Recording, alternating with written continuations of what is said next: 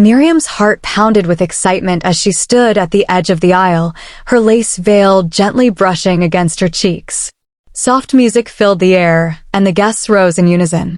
The radiant bride took her first steps toward Jonah, the man who had swept her off her feet in what felt like a whirlwind romance. He smiled that charming smile she had fallen in love with, making her believe she was the luckiest woman in the world. Their courtship had been brief but intense, late-night phone calls that stretched until dawn, bouquets of roses delivered to her office, and spontaneous weekend getaways that left her breathless. Miriam's girlfriends teased her endlessly, calling her the modern-day Cinderella. Yet there was something magical about it all that made her trust Jonah with her whole heart.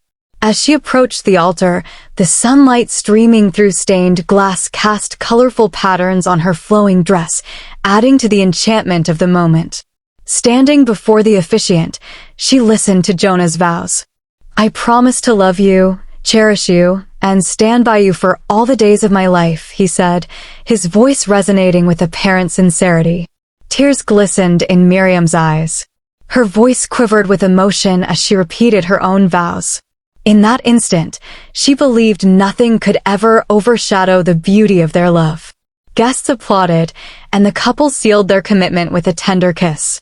This was everything Miriam had ever dreamed of, a wedding drawn from a storybook, complete with the perfect groom. Overwhelmed by happiness, she glanced at Jonah's mother, Madame Priscilla, who sat in the front row with a reserved smile. Miriam dismissed the older woman's stern look as nerves or even simple pride. After all, it was her son's wedding day. Had Miriam looked a little longer, she might have noticed a flicker of cold calculation in Madame Priscilla's eyes. But in that moment, nothing could rob her of her joy. The honeymoon phase was supposed to be a time of laughter, intimacy, and exploring the wonders of newlywed life. Yet, almost from the start, Jonah's behavior took an unsettling turn. Initially, Miriam chalked it up to work stress. He had mentioned taking on more responsibilities at the firm. But as the days passed, her explanations failed to align with reality. He came home later and later each night, often smelling of an unfamiliar perfume that stung Miriam's senses. When she asked questions, he brushed her off, muttering vague excuses like, "It was just a colleague's party," or "I had to meet some clients." The first time she noticed a faint bruise on his neck, she tried to rationalize it away. Perhaps he had bumped into a locker at the gym. But there were too many inconsistencies. One evening, as she cleared away dinner dishes, her heart sank. Jonah had barely touched his food, and he refused to talk, glued to his phone. When she mustered the courage to ask if he was all right, he snapped, "Leave me alone, Miriam. Stop hovering." She stood there, feeling as though the ground beneath her was shifting. Alone in their bedroom that night, Miriam scrolled through their wedding pictures on her phone. The couple in those photos appeared so happy, so deeply in love. Her eyes settled on her own radiant smile, a smile she hadn't worn in weeks. Was this just a rough patch? Or was it something far more ominous? Though fear gripped her, she found comfort in the thought that perhaps, in time, they could regain the closeness they once shared. For now, she clung to hope, refusing to believe their marriage was already crumbling. It was a bleak, rainy afternoon when Madame Priscilla arrived unannounced. Miriam had been folding laundry in the living room, the television murmuring in the background. Hearing the doorbell, she opened the door to find her mother-in-law standing there, rain droplets clinging to her expensive jacket like tiny crystals.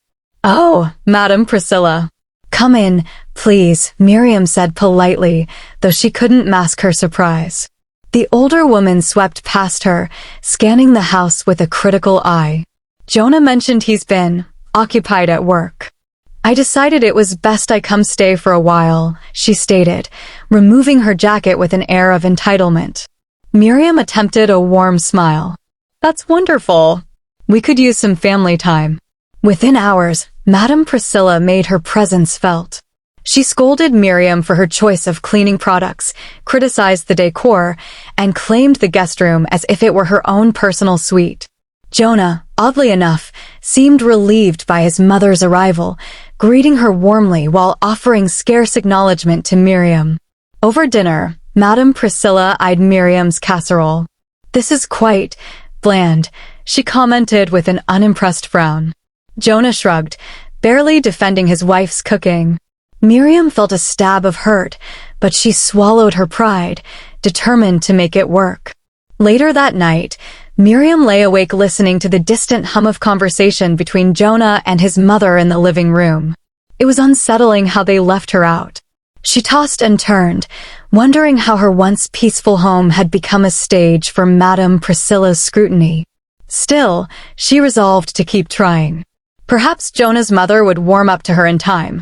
But deep in her heart, an unsettling fear brewed. Madame Priscilla wasn't here for a casual visit. She was here to take control. A week later, Jonah stumbled in well past midnight, his clothes disheveled and his breath smelling of alcohol. Miriam, who had been waiting anxiously in the living room, rushed to meet him. "Jonah, where have you been?" "I was so worried." He rolled his eyes and slumped against the wall. "Don't start nagging me," he muttered, not even sparing her a proper glance. Miriam's heart pounded. She had always known Jonah to be charming, considerate. Now, he was defensive and harsh. In a tremulous voice, she asked, "Why are you acting like this? Did something happen at work?" His gaze hardened. "You're not my mother. Don't treat me like a child." At the mention of mother, Miriam winced. Madame Priscilla's presence had emboldened Jonah's dismissive attitude. Swallowing her pride, she ventured one more question. "Jonah, are you seeing someone else?" For a moment, he was silent, then a cold chuckle escaped his lips. "Even if I was, what's the problem? Men need their freedom too." Those words landed like a punch to Miriam's stomach. All the clues, the perfume on his shirt, the lipstick stains, his sudden coldness, now formed a grim picture of betrayal. Tears sprang to her eyes, but she refused to let them fall in his presence. "I thought we were partners," she said quietly. Jonah shrugged. "Yeah, well, not everything turns out how you expect." As he trudged off to their bedroom, Miriam sank onto the couch, stunned. The man she had married was slipping away, and she couldn't shake the sense that his mother was feeding this transformation. In that moment, she realized she was fighting a battle on two fronts, one against the husband who no longer cared, and one against his formidable mother who seemed intent on seeing her fail. 2 days later, Miriam's suspicions were confirmed in a conversation she overheard, one that changed her life forever. She was passing by the study, intending to ask Jonah if he wanted coffee, when she heard the low murmur of voices. Pressing her ear to the door, she recognized Madame Priscilla's sharp tone and Jonah's subdued responses. "I found a much more suitable girl for you," Madame Priscilla was saying. "Her name is Vanessa.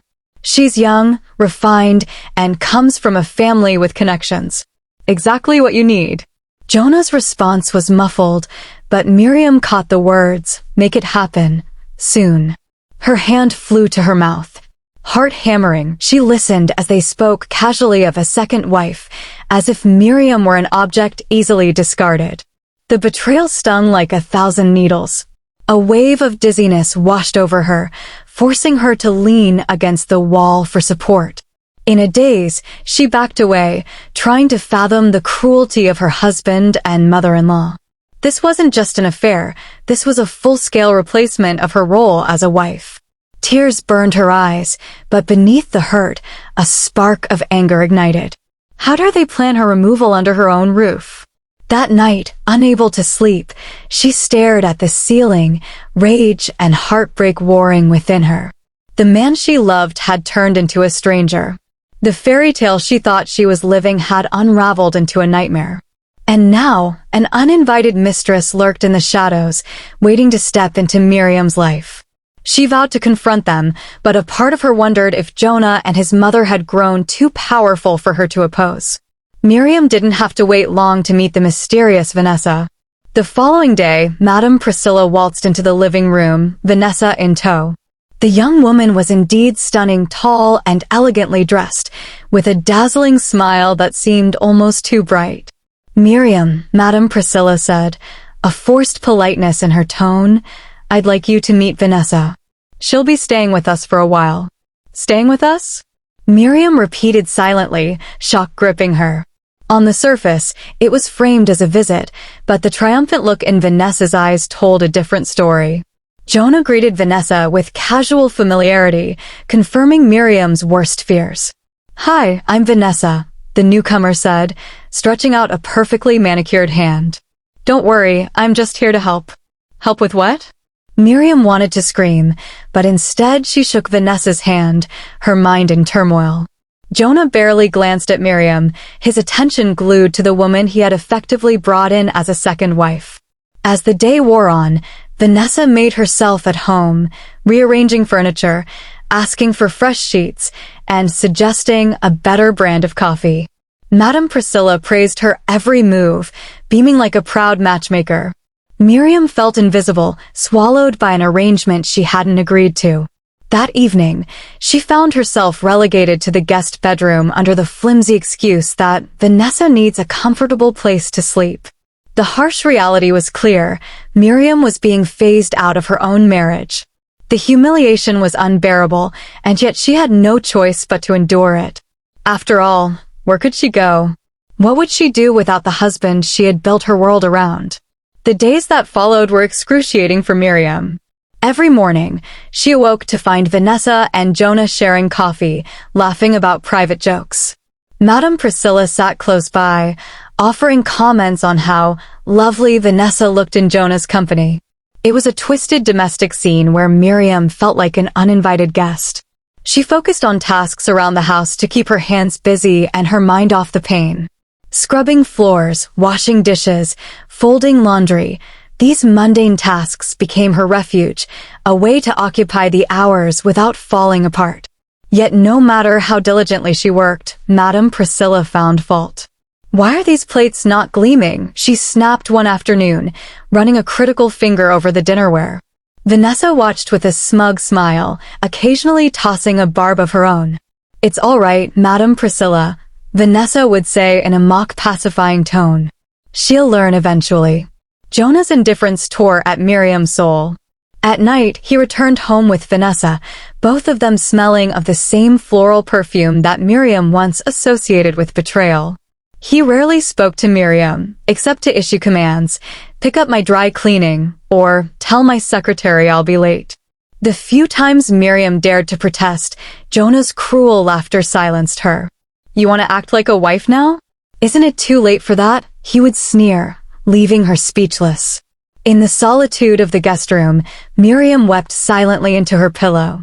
She replayed their wedding day in her mind, wondering how it had come to this so quickly. Each tear that fell carried the weight of dashed hopes and shattered love, until finally, she felt she had no tears left to cry.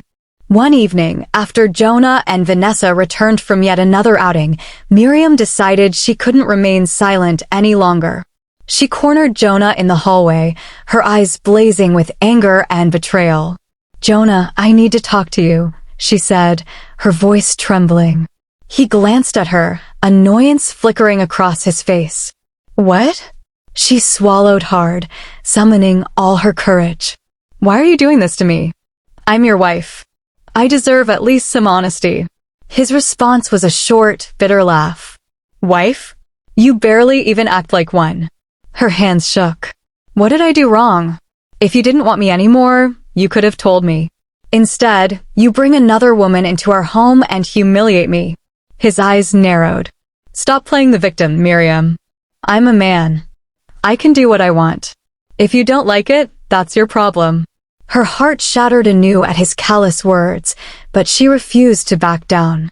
"Jonah," she whispered, tears pooling in her eyes, "I can't live like this." He shrugged, pushing past her. "Then maybe you shouldn't."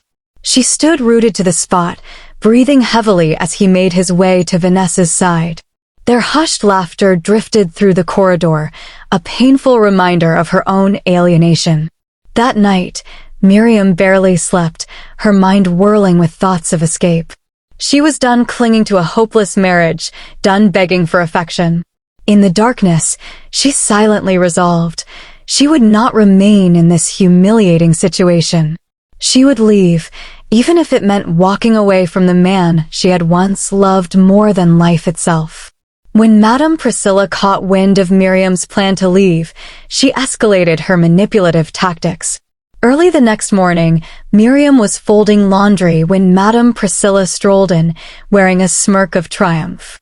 "You think you can just walk out on my son?" she asked, folding her arms. "He's not yours to leave. You're just a placeholder, a naive little girl who can't keep a husband happy." Miriam stiffened, her grip tightening on a towel. "It's clear Jonah doesn't want me here, and neither do you. Why should I stay?" Madame Priscilla's lips curled into a sneer. "You have no idea what real marriage entails, do you? Women in my family don't just run off. They learn to adapt, to endure. But you're not strong enough, are you?" As much as the older woman's words stung, Miriam refused to let them break her. "I know what I deserve," she replied, her voice trembling but resolute. Madame Priscilla emitted a cold laugh. "Deserve? You deserve nothing. I'm here to ensure my son has the best. And the best is Vanessa." Miriam's rage flared. "If you really cared about Jonah, you'd want him to find genuine happiness, not orchestrate his love life like a puppet show."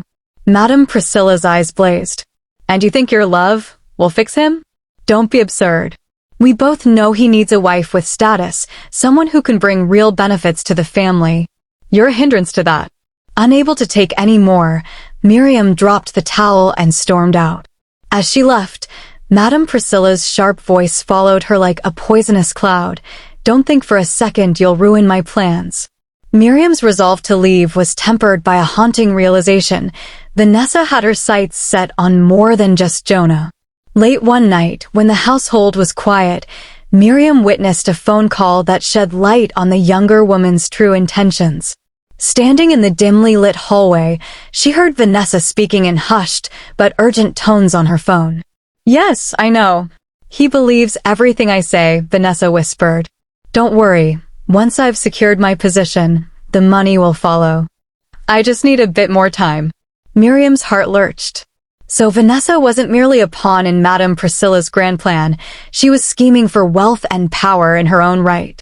The next morning, Vanessa approached Miriam in the kitchen, her voice dripping with artificial sweetness. "You know, Miriam," she began, leaning against the counter, "Jonah only keeps you around out of pity.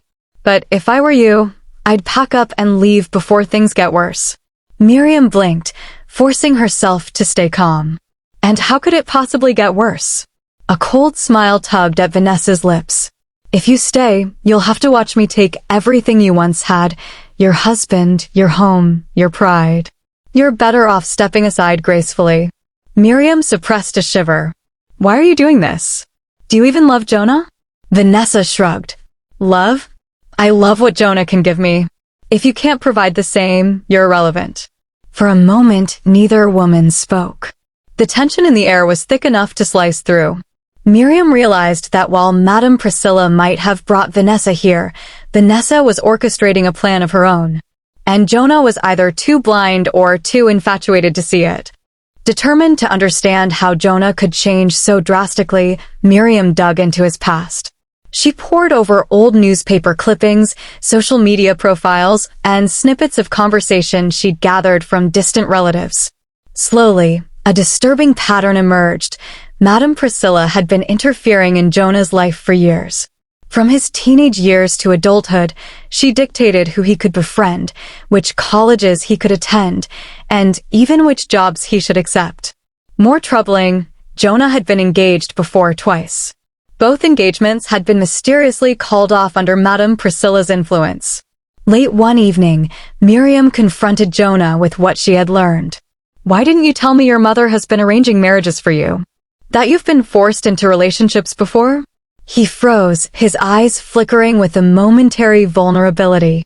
But just as quickly, his features hardened. "It's none of your business," he snapped. "My mother only wants what's best. What's best for you or for her?" Miriam pressed, scanning Jonah's face for any sign of the man she once knew. For a moment, she thought she saw a flicker of regret behind his stubborn exterior. But then he shook his head. "I don't need to explain myself. Mother knows what she's doing." Clearly, She sees things you can't. Miriam's chest tightened.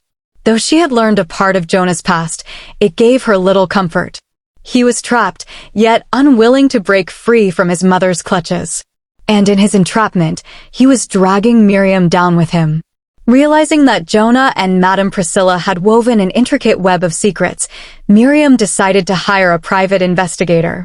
She needed clarity, a cold, hard look at the facts that she could no longer glean from Jonah's evasions or Madame Priscilla's manipulations. She met with a discreet investigator named Conrad in a small cafe. Over steaming cups of coffee, she explained the bizarre situation. "I suspect Jonah has a second life. I need to know the truth." Conrad nodded, his expression thoughtful. "Leave it to me. I'll uncover whatever's hidden. But be prepared. Sometimes the truth is more painful than the uncertainty." Days turned into a week. During that time, the hostility at home grew. Vanessa's boldness reached new heights. She strolled around in Jonah's shirts, flaunting a sense of ownership. Madame Priscilla continued to belittle Miriam, reminding her that women like her never last. Jonah, for his part, retreated further into emotional isolation. Finally, the investigator called with news. Miriam met him in the same cafe, her heart pounding. Conrad slid a folder across the table. "Your instincts were right. Jonah has a second family." A chill rippled through Miriam. She opened the folder with trembling hands, revealing photographs of Jonah entering a townhouse in a neighboring city. There were images of him with a woman and 2 young children. In one photo, Jonah leaned down to kiss a little girl's forehead, smiling in a way Miriam had not seen in months. Hot tears blurred Miriam's vision. Conrad's voice was soft. "I'm sorry you had to find out this way." Miriam closed the folder, her hands shaking. She'd suspected infidelity, but a second family was a betrayal she couldn't have imagined. She felt as though the ground had been ripped out from under her. Armed with irrefutable evidence, Miriam confronted Jonah in the living room, where Madame Priscilla and Vanessa were also present. She laid the photographs on the coffee table, her voice steady despite the emotional quake shaking her soul. "Is this true?" she asked, pointing to the pictures. "You have a whole other family, Jonah?" Jonah's eyes widened in shock. Madame Priscilla snatched up the photos, her face twisting with rage as she realized the magnitude of what Miriam had discovered. Vanessa leaned in, her curiosity piqued. Jonah opened his mouth to speak, but words failed him. Finally, he stammered, "It's complicated." Miriam refused to let him off the hook. "No, it's not complicated. It's a betrayal, Jonah. You stood at the altar and promised to love me, yet you've been hiding this from me the entire time." Madame Priscilla slammed the photos onto the table, glaring at her son. "How could you be so careless? I told you to keep that situation discreet." Miriam felt a rush of indignation. "Discreet? You knew about this?" she asked, her voice trembling with fury. Madame Priscilla pursed her lips, her composure shattering. "Yes, but we all have our secrets. Don't act like you're perfect." The room fell into tense silence before Jonah finally broke it. "I never wanted to hurt you, Miriam. But I couldn't break things off with them. I was providing for them." Miriam closed her eyes, a tear rolling down her cheek. "You should have been honest. I might have left earlier, but at least I wouldn't have wasted so much time believing you." Unable to look at Miriam, Jonah hung his head. Vanessa, for her part, narrowed her eyes as if recalculating her own strategy. The grand charade had been exposed, and there was no way to hide the truth anymore. In the wake of Miriam's revelation, the atmosphere in the house grew venomous. Vanessa began to see Jonah in a new, unflattering light. One evening, as the tension weighed heavily on everyone, she pulled Jonah aside in the dining room. "You said you had money," Vanessa hissed, her voice simmering with anger. "You said your family was wealthy and that I'd have all the comforts I wanted." Jonah pinched the bridge of his nose. "I do have money. But right now, things are complicated." She scoffed. "Don't give me that. I've seen the pictures, another family? That means more expenses, less for me. I refuse to be tied to a man who can't keep his word." He tried to placate her. "Vanessa, you don't understand. My mother..." Vanessa cut him off. Oh, I understand perfectly. Your mother calls the shots, and you dance to her tune. You're a puppet, Jonah. I won't be stuck in a life where I have to deal with a meddling mother-in-law, a scorned wife, and a secret family draining our finances. Jonah's face reddened with frustration. I can fix this. Just give me time. Vanessa shook her head, stepping back. No, I'm done. She stormed out, leaving Jonah looking stunned and more lost than ever. From the hallway, Miriam watched Vanessa exit, feeling a quiet sense of vindication. She wasn't thrilled that another woman had toyed with Jonah's affections, but it was oddly satisfying to see him taste the betrayal he had so freely dealt her. Madame Priscilla tried to intervene, chasing after Vanessa to coax her back. But Vanessa was relentless, determined to walk away from a man who wasn't the golden ticket she had imagined. Alone in the living room, Miriam stared at the scattered photographs of Jonah's second family. The images seemed surreal, like stills from someone else's life. She heard Jonah moving upstairs, likely brooding over Vanessa's abrupt departure. Madame Priscilla had retreated to her room, furious that her master plan was unraveling. Miriam exhaled a shaky breath. For so long, she had clung to the idea that her marriage could be salvaged. She recalled their wedding day, the vows they exchanged, the hope she had invested in a future filled with love. Now it was all dust. Pulling out a suitcase from the closet, Miriam began to pack. She didn't have much, just a few cherished belongings and some clothes. As she folded her favorite sweater, she felt a strange sense of peace. The decision to leave no longer felt like running away. It felt like a necessary liberation from a toxic environment. While zipping up the suitcase, a small smile curved her lips. She was done fighting for someone who had never truly valued her. She was done living under the shadow of a controlling mother-in-law and a conniving mistress. This was the end of a painful chapter and, more importantly, the start of a new one where she would focus on her own well-being. Miriam left a note on the kitchen counter. It was brief. She had no desire to explain herself further. With one last glance at the house that had held both her dreams and nightmares, she stepped out the door, the weight on her shoulders lifting with each step she took away. Miriam found a modest apartment in a quieter part of town, a far cry from the lavish home she had once shared with Jonah. The space was small, but it was hers, and that sense of ownership energized her. She painted the walls a soothing shade of pale blue, hung up paintings of vibrant sunflowers, and arranged her few pieces of furniture in a way that felt welcoming and personal. Days turned into weeks. She kept herself busy by updating her resume and applying for jobs. Having put her career aspirations on hold during her marriage, she now felt eager to regain her independence. Between job applications, she read self-help books, watched motivational videos, and even attended a few local workshops on entrepreneurship. One afternoon, she received a call from a small marketing firm she had interviewed with a week before. They offered her a position as a junior account manager.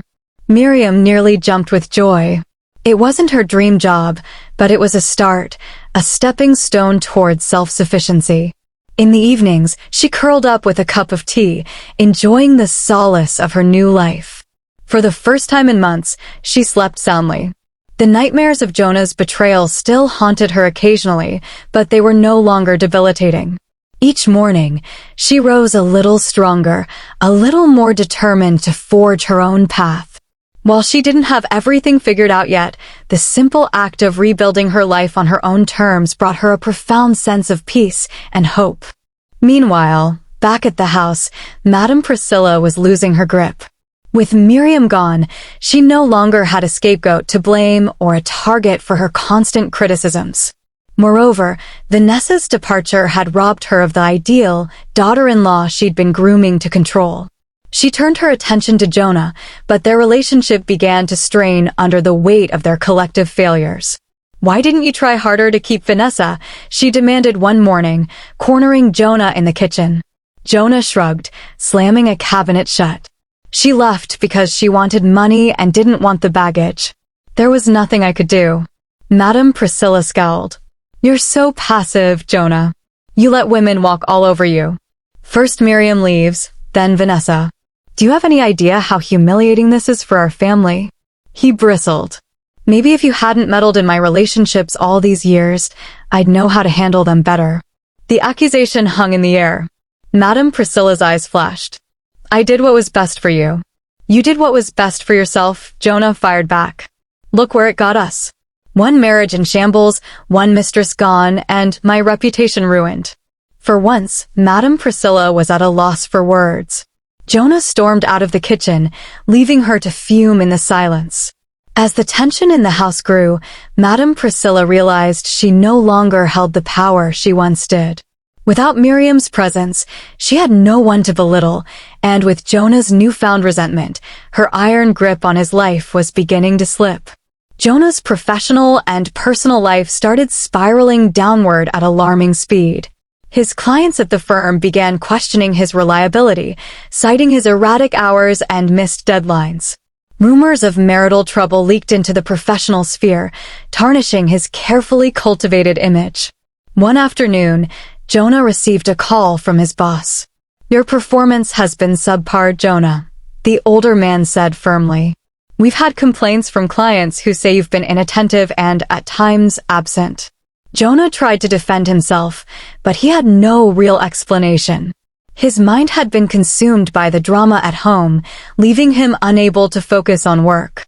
By the end of the call, he was placed on probation, a stark warning to get his act together or face termination. The second family he had been supporting also began demanding more financial assistance.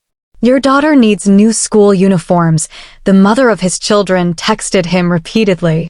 You promised to send money. Trapped between financial obligations and a faltering career, Jonah felt the walls closing in. He had lost Vanessa, who had once seemed like an exciting alternative to the monotony he felt in his marriage. Miriam, the one person who had genuinely cared for him, was gone. Even Madame Priscilla seemed more interested in scolding him than offering any real help. Night after night, he found himself alone in the large house, haunted by his own decisions. A creeping realization dawned on him. In his quest for freedom, he had lost the only person who had truly loved him. All that remained was a crumbling career, mounting debts, and the biting regret that he had pushed Miriam away for a fantasy that had never truly existed. Just when Jonah thought he had reached rock bottom, his second family dealt him a final blow. One morning, he discovered that the mother of his children had gone to the tabloids, selling their story of hidden relationships and financial support. The scandalous headlines read, "Businessman's secret family exposed, double life and double lies." Panic seized Jonah. The damage to his reputation was immediate. Colleagues whispered behind his back, clients threatened to cut ties, and social media erupted with scornful comments. Even Madame Priscilla was livid, not because of Jonah's moral failings, but because of the public embarrassment. How could you let this happen? She hissed, throwing a tabloid magazine onto the coffee table. You've ruined the family name. Jonah stared at the mocking headlines, feeling sick to his stomach. He had thought he could juggle two lives indefinitely, but his deceit had finally caught up with him. In his desperation, he tried to call Miriam, to apologize, to beg for a conversation, but she never picked up. He couldn't blame her. Within days, the scandal cost him his job. The firm decided to sever ties, citing irreparable damage to its public image. Jonah was left with severance pay that barely covered his immediate debts and a spiraling sense of doom. Meanwhile, Miriam heard about the scandal from mutual acquaintances, though she refrained from reaching out. She felt a twinge of pity for Jonah, but it was overshadowed by relief that she was no longer ensnared in that toxic web. Jonah's ultimate betrayal, his secret family, had come full circle. He was reaping the whirlwind of his own actions, and there was nothing left for Miriam to do but watch from a safe distance, fully detached from his downfall. In her cozy apartment, Miriam thrived. She found solace in her new job, forging friendships with supportive colleagues who knew nothing of her turbulent past. She signed up for evening art classes, discovering a passion for painting that brought her joy and a sense of accomplishment. Each stroke of the brush felt like a reclamation of her life, an assertion that she was more than someone's wife or victim. One afternoon, while browsing a local bookstore, she ran into an old friend, Cassie, who had been her bridesmaid. Cassie's eyes sparkled with genuine affection. "Miriam, you look amazing." "Happier." Miriam smiled, hugging her friend. "I am happier," she admitted. "I finally understand my own worth, and I'm building something meaningful for myself." As they chatted, Miriam realized how far she'd come. The timid, heartbroken wife she once was had been replaced by a confident woman who knew exactly what she wanted out of life.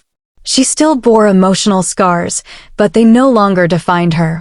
Instead, they served as reminders of her own resilience. Not long after, Miriam's creative endeavors led her to open an online shop selling hand-painted canvases. Orders trickled in, then flowed steadily as word spread. Each sale felt like a tiny victory, a testament to her courage and perseverance.